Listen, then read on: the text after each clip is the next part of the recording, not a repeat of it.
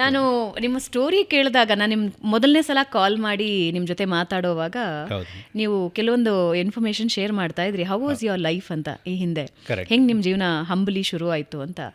ಒಂದು ಚಾನೆಲ್ ಮುಂದೆಗಡೆ 3 ದಿನ ಕಾಯ್ತೀರಿ ನಿಮ್ದೊಂದು ಕಾನ್ಸೆಪ್ಟ್ ಹೇಳೋದಕ್ಕೆ. ನಮ್ಮ ಚಾನೆಲ್ಗೂ ಒಂದ್ಸಲ ಬಂದಿದ್ರಿ. ಹೀಗೆ ನಿಮ್ಮ ಜರ್ನಿ ಹೇಳ್ತಾ ಹೇಳ್ತಾ ಈಗಿನ ನಿಮ್ಮ ಯಶಸ್ಸು, ಇನ್ನೂ ಯಶಸ್ಸಿನ ದಾರಿ ತುಂಬ ದೊಡ್ಡದಿದೆ. ಬಟ್ ಇವಾಗ ನೀವು ಬಂದು ನಿಂತಿರೋದಿದೆಯಲ್ಲ, ವಿತಿನ್ 20 years ಯೂಟ್ಯೂಬಿನಲ್ಲಿ ಅರ್ನ್ ಮಾಡಬಹುದು, ಅದರಲ್ಲೂ ಯಶಸ್ಸು ಗಳಿಸಬಹುದು, ಯೂಟ್ಯೂಬರ್ ವ್ಯಾಲ್ಯೂ ಇದೆ ಅನ್ನೋದನ್ನು ತೋರಿಸ್ಕೊಟ್ಟಿದ್ದು ನಿಮ್ಮ ಹಿರಿಮೆ. ನಾನೊಂದು 8-10 ವರ್ಷದ ಹಿಂದೆ ಯಾರೋ ಯೂಟ್ಯೂಬ್ ಚಾನಲ್ ಮಾಡ್ತಿದ್ದಾರೆ ಅಂದಾಗ ನಮ್ಮೆಲ್ರಿಗೂ ಒಂದು ಅಸಡ್ಡೆ ಇರ್ತಿತ್ತು. ಸರ್ವೇ ಸಾಮಾನ್ಯ ಅಲ್ವಾ, ಅಸಡ್ಡೆ ಇರ್ತಿತ್ತು. ಅಯ್ಯೋ ಯೂಟ್ಯೂಬಲ್ಲಿ ಎಷ್ಟು ಗಳಿಸೋಕ್ಕಾಗತ್ತೆ, ಯಾರು ಏನೋ ಕೆಲಸ ಇಲ್ಲದೆ ಇರೋರು ಯೂಟ್ಯೂಬ್ ಮಾಡ್ತಾರೆ ಅಂತ ಅಂತಿದ್ರು. ಆದರೆ ಅಫ್ಕೋರ್ಸ್ ಪ್ರಪಂಚದಾದ್ಯಂತ, ದೇಶದಾದ್ಯಂತ, ಕರ್ನಾಟಕದಲ್ಲೂ ಕೂಡ ಬಹಳಷ್ಟು ಜನ. ಆದರೆ 2 ಗೋಲ್ಡನ್ ಬಟನ್ಗಳನ್ನ ಇಟ್ಕೊಂಡಿರೋ ಖ್ಯಾತಿ ನಿಮ್ಮದು. ತುಂಬ ಇಂಟ್ರಡ್ಯೂಸ್ ಮಾಡಿಬಿಟ್ಟೆ ಇದೆ. ಮೊದಲನೇ ಸಲ ನಾನು ಇಷ್ಟು ಇಂಟ್ರಡ್ಯೂಸ್ ಮಾಡಿದ್ದು ಯಾಕೆಂದರೆ ನಿಮ್ಮ ಜರ್ನಿ ನನಗೆ ಬಹಳ ಖುಷಿ ಕೊಡ್ತು, ಕೇಳಿದಾಗ ಬಹಳ ಫ್ಯಾಸಿನೇಟಿಂಗ್ ಅಂತ ಅನ್ನಿಸ್ತು. ಎಸ್, ಹೇಗಿದ್ದೀರಿ? ಸೊ ಚೆನ್ನಾಗಿದೆ ಮೇಡಮ್. ಸೊ ಬೇಸಿಕಲಿ ಅದೇ ಒಂದು ಡಿಫ್ರೆಂಟಾಗಿ ಮಾಡಬೇಕು ಅಂತಂದರೆ ಯಾರು ನಂಬಲ್ಲ. ಸೊ ನಮಗೂ ಕೂಡ ಎಷ್ಟೋ ಜನ ನೋಡಿ ನಕ್ಕವರು ಇದ್ದಾರೆ ಆ ಟೈಮಲ್ಲಿ ಸ್ಟಾರ್ಟ್ ಮಾಡುವಾಗ. ಸೊ ಏನಪ್ಪ ಏನೋ ಚಿಕ್ಕ ಮಕ್ಕಳು ಆಟ ಆಡ್ತಿರ್ತಾನಿಲ್ಲ ಬೆಳಿಗ್ಗೆ ಅಂತಂದ್ಬಿಟ್ಟು, ಯಾಕಂದರೆ ನಾವು ಚಿಕ್ಕದಾಗಿ ಪ್ರಾಜೆಕ್ಟ್ಗಳು ಮಾಡೋರು ಆವಾಗ.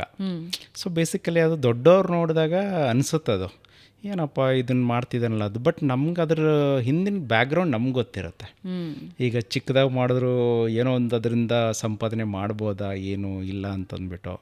ಜೊತೆಗೆ ನೀವು ಹೇಳಿದ್ರಿ ಮುಂಚೆ ಎಲ್ಲ ಯೂಟ್ಯೂಬ್ ಮಾಡಿದ್ರೆ ಯಾರೋ ಕೆಲಸ ಇಲ್ಲದೆ ಇರೋರೇ ಮಾಡ್ತಾರೆ ಅಂತಂದ್ಬಿಟ್ಟು, ಅದು ನಿಜವಾಗ್ಲೂ ನಿಜ. ಅದು ನಮಗೂ ಸುಮಾರು ಜನ ಅಂದಿದ್ದಾರೆ, ಇವನಿಗೇನೋ ಕೆಲಸ ಇಲ್ಲೇನೋ ಅದಕ್ಕೆ ಮಾಡ್ತಾನೆ. ನನಗೂ ಈ ಎಜುಕೇಟೆಡ್ ಮುಗಿಸಿ ಬಂದಿರ್ತಾರಲ್ಲ, PG ಯಲ್ಲಿದ್ದರು ಅವರೆಲ್ಲ ಇಂಜಿನಿಯರಿಂಗ್ ಏನೋ ಮುಗಿಸಿದ್ರು ಒಂದಿಷ್ಟು, ಬಂದುಬಿಟ್ಟು ಏನು ಓದಿದೆ ಅಂತ ಕೇಳೋರು.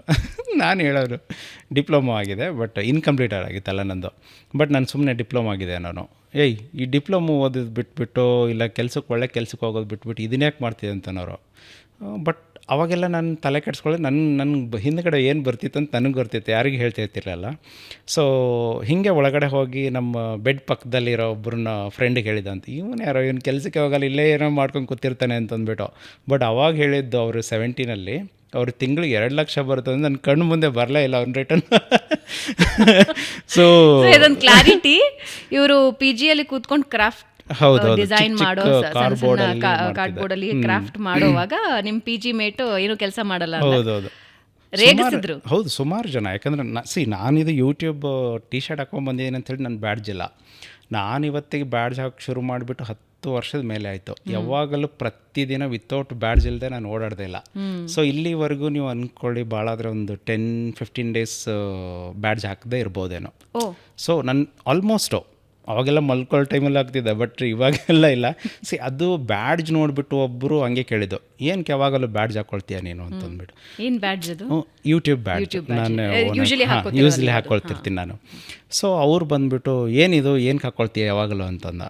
ಬಟ್ ನನಗೆ ಏನು ಅದರಿಂದ ಬೆನಿಫಿಟ್ ಅಂತ ನನಗೆ ಗೊತ್ತಿರುತ್ತೆ, ಬೇರೆಯವ್ರಿಗೆ ಗೊತ್ತಿರಲ್ಲ. ಈಗ ಸುಮಾರು ಜನ ನನ್ನ ಕಾರ್ ನೋಡಿದವ್ರು ಬೈತಿರ್ತಾರೆ, ಏನು ಇವನು BMW ಈ ಥರ ಜಾತ್ರೆ ಮಾಡಿದ್ದಾನೆ ಅಂತಂತಿರ್ತಾರೆ. ಬಟ್ ಅದರಿಂದನೇ ನಾನು ನೋಟೆಡ್ ಆಗಿರೋದು. BMW ಕಾರ್ ಅನ್ನೋದು ಎಲ್ಲರ ಹತ್ರನೂ ಇರುತ್ತೆ, ಬಟ್ ನಿಮ್ಮ ಕಾರು ಗ್ಲೋಬಲಲ್ಲೇ ಡಿಫ್ರೆಂಟ್ ಅನ್ನೋದು ಒಂದು ಏನಾದರೂ ಇರಬೇಕಲ್ಲ. ಈಗ ನನ್ನ ಕಾರ್ ಸ್ಟಿಕ್ಕರಿಂಗ್ ನೋಡಿದ್ರೆ ಗ್ಲೋಬಲಲ್ಲಿ ಎಲ್ಲಿ ಇಲ್ಲ ಆ ಥರದ್ದು. ಈಗ ಯೂಟ್ಯೂಬಿಂದ ಕೋಟಿ ಅರ್ನ್ ಮಾಡಿದವರು ಇದ್ದಾರೆ, ಒಂದು ಲೋಗೋ ಎಲ್ಲಿ ಹಾಕಿರಲ್ಲ, ಸ್ಟಿಕ್ಕರ್ ಇರಲ್ಲ. ಸೊ ನಾನು ಹೆಂಗಂದರೆ, ಈಗ 10 ವರ್ಷದ ಹಿಂದೆ ನನ್ನ ಕಾರ್ ಏನಾದ್ರು ನೋಡಿದರೆ ಇವಾಗ ಯಾರಾದರೂ ನೋಡಿದ್ರೆ ಅದು ಇವರೇ ಅಂತ ಹೇಳ್ತಾರೆ. Same to same, no changes. Brand ಅನ್ನೋದು ಹೌದು. ಸೊ ಅದು ನೋಡಿಬಿಟ್ರು ಅಂದರೆ 100% ಇವರೇ ಅಂತ ಹೇಳೋದು ಇವಾಗ. ಬಟ್ ನಂದು